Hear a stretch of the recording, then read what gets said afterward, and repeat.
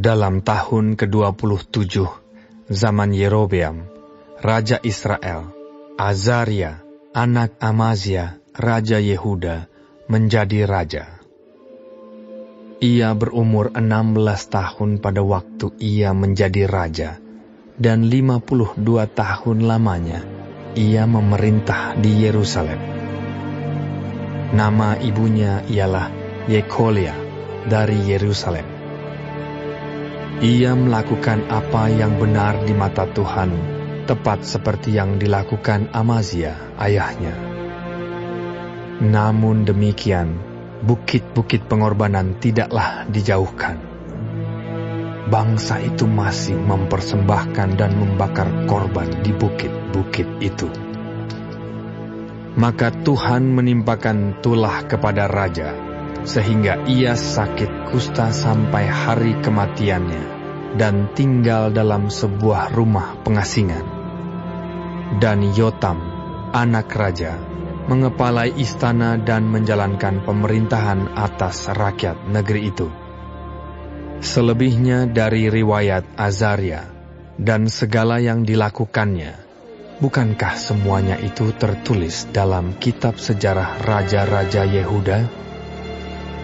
Kemudian Azaria mendapat perhentian bersama-sama dengan nenek moyangnya, dan ia dikuburkan di samping nenek moyangnya di kota Daud. Maka Yotam anaknya menjadi raja menggantikan dia. Dalam tahun ke-38 zaman Azaria, Raja Yehuda, Zakaria anak Yerobeam menjadi raja atas Israel di Samaria. Ia memerintah 6 bulan lamanya.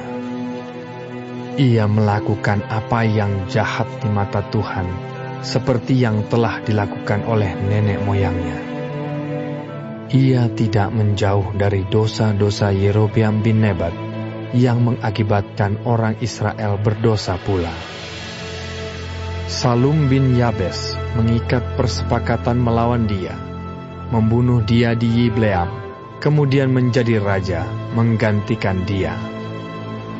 Selebihnya dari riwayat Zakaria, sesungguhnya semua itu tertulis dalam kitab sejarah raja-raja Israel. Bukankah begini firman Tuhan yang diucapkannya kepada Yehu?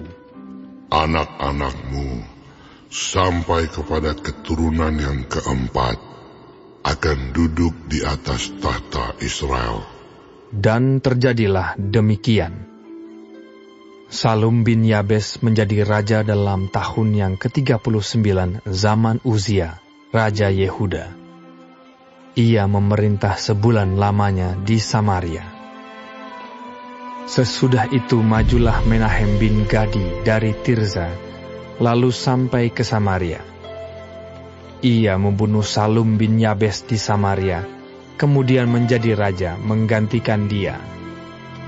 Selebihnya dari riwayat Salum dan persepakatan yang diadakannya, sesungguhnya semuanya itu tertulis dalam kitab sejarah raja-raja Israel. Pada waktu itu, dengan mulai dari Tirza, Menahem memusnahkan Tifsah dan semua orang yang ada di dalamnya serta daerahnya, sebab orang tidak membuka pintu kota baginya. Maka dimusnahkannyalah kota itu, dan dibelahnya semua perempuannya yang mengandung.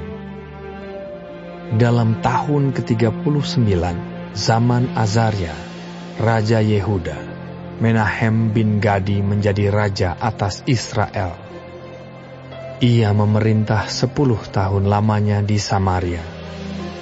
Ia melakukan apa yang jahat di mata Tuhan. Sepanjang umurnya ia tidak menjauh dari dosa-dosa Yerobeam bin Nebat, yang mengakibatkan orang Israel berdosa pula. Pul, Raja Asyur, datang menyerang negeri itu. Lalu Menahem memberi 1000 talenta perak kepada Pul, supaya dibantunya dia mengokohkan kerajaan itu di tangannya. Menahem mengeluarkan uang ini atas beban Israel dan atas beban semua orang yang kaya raya untuk diberikan kepada Raja Asyur. 50 shikal perak dari setiap orang. Lalu pulanglah Raja Asyur, dan ia tidak tinggal di sana, di negeri itu.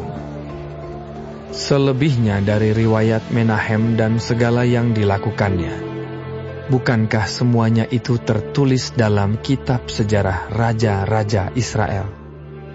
Kemudian Menahem mendapat perhentian bersama-sama dengan nenek moyangnya. Maka Pekahya anaknya menjadi raja menggantikan dia.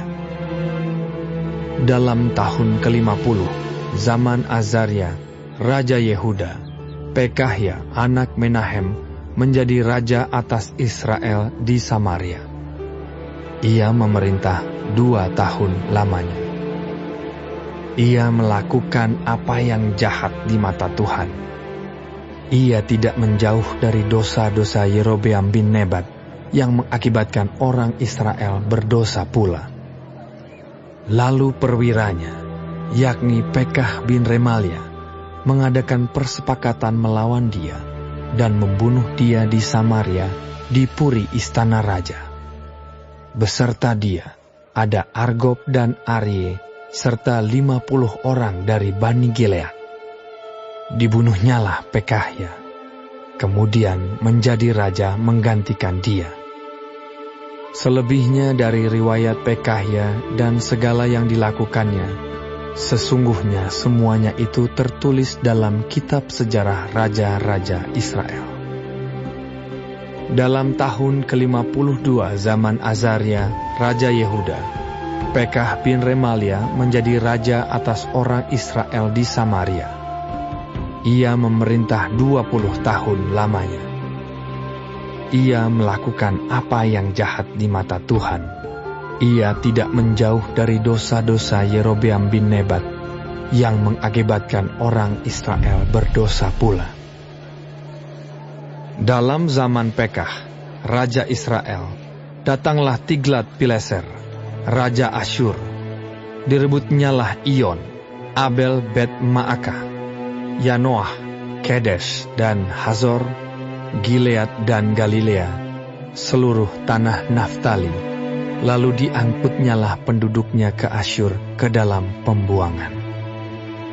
Hosea bin Ela mengadakan persepakatan melawan Pekah bin Remalia.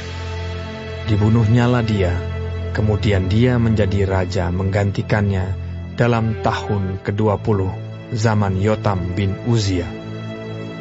Selebihnya dari riwayat Pekah dan segala yang dilakukannya, sesungguhnya semuanya itu tertulis dalam kitab sejarah raja-raja Israel.